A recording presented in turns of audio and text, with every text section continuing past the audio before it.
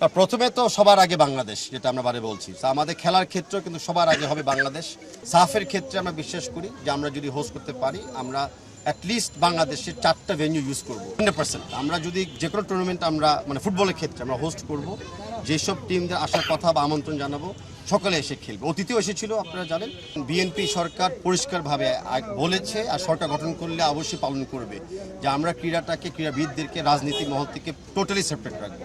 দেখেন, আমরা এই মুহূর্তে আমরা একটা রাজনৈতিক মাঠ বটে, বাট খুবই গুরুত্বপূর্ণ রাজনীতিক একটা মোমেন্টে আমরা দাঁড়িয়ে আছি, যে আবার পুনরায়ভাবে বাংলাদেশে ভোটাররা ভোট অধিকার ফেরত পাবে, গণতন্ত্র প্রতিষ্ঠিত হবে। সো তাই রাজনৈতিক মাঠে এখন খালি এনজয়মেন্ট, এখন দায়িত্ব পালন করতে। এখন নির্বাচন পরিবেশটি ইভলভিং একটা জিনিস, প্রতিনিয়ত কিছু ভালো হয়, কিছু ডিগ্রেডেশন হয়।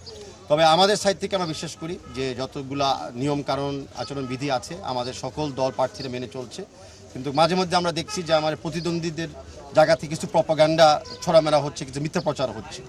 ওইটা আমি মনে করি যে আগামীতে কিন্তু পরিবেশটাকে খারাপ করতেও পারে। আমি আশা করি সবাই মিলে দায়িত্বশীল আচরণ করব, বিকজ আমরা ভোটারদেরকে কি দিব যদি আমরা নিজেরাই সচেতন, দায়িত্বশীল না হতে পারি। তবে ভাই, আপনি তারেক রহমান বিএনপির চেয়ারম্যান, তার আসনে বা তার নির্বাচনী এলাকায় প্রচারণা চালাচ্ছেন, সেটা ভালো লাগার বিষয়, গর্বেরও বিষয়।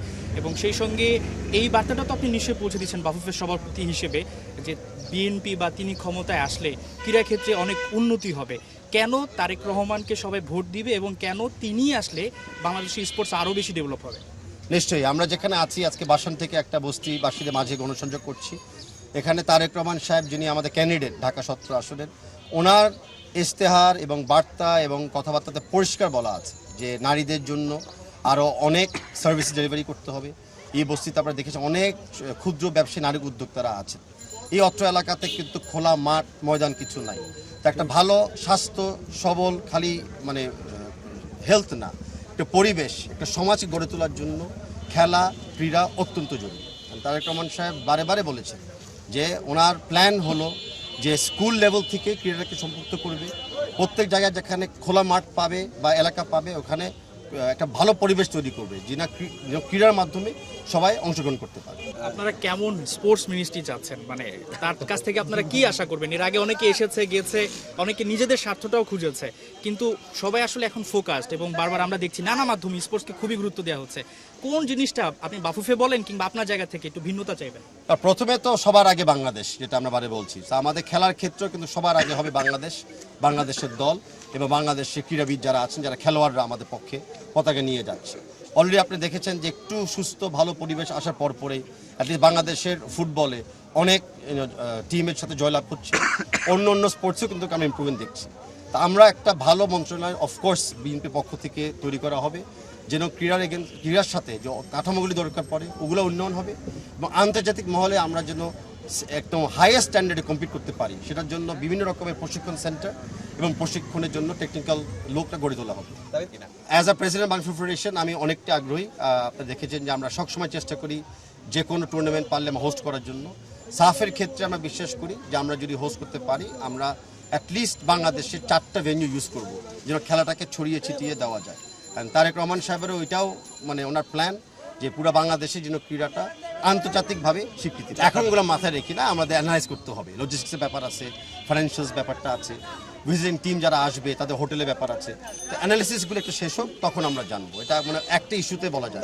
বিএনপি সরকার পরিষ্কারভাবে বলেছে, আর সরকার গঠন করলে অবশ্যই পালন করবে, যে আমরা ক্রীড়াটাকে, ক্রীড়াবিদদেরকে রাজনীতিক মহল থেকে টোটালি সেপারেট রাখবো। আমরা স্পোর্টস ডিপ্লোমেসিতে বিশ্বাস করি। আমরা বিশ্বাস করি যে T20 ওয়ার্ল্ড কাপ ইস্যুটা অতি শীঘ্রই ওভারকাম করব। যেটা হয়ে গেছে সেটা তো আমরা আন্ডু করতে পারছি না। আর ভবিষ্যতে বাংলাদেশের টিম যেন বেটার টুর্নামেন্টসে খেলে আর বেটার ফেসিলিটিস পায়, সেটার উপর আমাদের লক্ষ্য থাকবে। তবে আমি মনে করি না যে এই সিচুয়েশনটা চিরস্থায়ী থাকবে 100%। আমরা যদি যে কোনো টুর্নামেন্ট আমরা ফুটবলের ক্ষেত্রে আমরা হোস্ট করব, যেসব টিমদের আসার কথা বা আমন্ত্রণ জানাবো সকলে এসে খেলবে। অতীতেও এসেছিল, আপনারা জানেন। হ্যাঁ, কিছু টিমদের কিছু রিকোয়ারমেন্ট থাকে, কিছু টিমদের কিছু এক্সট্রা সাপোর্ট লাগে, সেগুলা সবসময় আমরা দেওয়ার জন্য প্রস্তুত থাকি। ভাই, যে ঘাম এবং শ্রম দিচ্ছেন, বিশ্বাস করেন কিনা বিএনপি জয়ের ব্যাপারে, বা এই ব্যাপারটা কেমন লাগছে যে অনেক বছর পর হয়তো একটা ফেয়ার ইলেকশন হবে, সবকিছু মিলে আবহটা কেমন এনজয় করছে? কারণ বিএনপির একদম সকল নেতা থেকে কর্মী ও সমর্থকারীরা ওভার দ্য টাইম কিন্তু ঘাম, শ্রম, কান্দা এবং রক্ত সবই দিয়েছে। সব কিছু মিশিয়ে কিন্তু আমরা ত্যাগ স্বীকার করে এই পর্যন্ত এসেছি। খুবই আনন্দ লাগছে যে আর কিছুদিন আছে, মানে 12 তারিখে কেউ না কেউ তো সরকার গঠন করবে, কিন্তু 12 তারিখে যে গণতন্ত্র ফিরে আসবে, 12 তারিখে যে ভোটাররা তাদের ভোট অধিকার ফেরত পাবে, এর চেয়ে সফলতা আমরা মনে করি আর বেশি কিছু হতে পারে। তা আমাদের এই 17 বছরের সংগ্রাম 12 তারিখে কিন্তু আমরা ফাইনালি সাকসেস দেখতে পারবো। অ্যাজ আই সেড, আমি কমেন্ট করছি না, আমি বাংলাদেশি, বাংলাদেশ সবার আগে বাংলাদেশ হিসাবে যখন সময় আসবে বা আমরা সরকার হিসাবে সুযোগ পাবো, তখন বাংলাদেশের যেখানে ক্ষয়ক্ষতি হয়ে থাকে সেটাকে ওভারকাম। আমাদের সিনিয়র নারী দলের মিশন অস্ট্রেলিয়ার ব্যাপারে আমাদের প্রস্তুতি যেভাবে প্ল্যানিং ছিল, সেই প্ল্যানিংয়ে আমরা এখনও আছি। আর অতি শিগগিরই আপনারা আরও 2-1টা নিউজ পাবেন যে প্রীতি ম্যাচের ব্যাপারে অফিসিয়ালি জানতে পারবেন। তো আমরা প্রস্তুতি নিচ্ছি। অ্যান্ড অফকোর্স আমাদের যে গ্রুপটা আছে, এই গ্রুপটা কিন্তু অত্যন্ত স্ট্রং একটা গ্রুপ, মানে 2টা টিম আছে যারা আগেও চ্যাম্পিয়ন হয়েছিল। But that's okay. আমরা যেভাবে ফুটসলে ফাইট করেছি, আমরা যেভাবে কোয়ালিফাই করেছি নারীদের মাধ্যমে, আমরা যেরকম ছেলেদের খেলাও ফাইট করেছি, শেষ পর্যন্ত ইন্ডিয়াকে হারিয়েছিলাম লাস্ট ম্যাচে, আমরা বিশ্বাস রাখতে পারি যে আমার নারীরা পারবে। আমাদের এখন দায়িত্ব খালি হলো ওই সাপোর্টটা দেওয়া।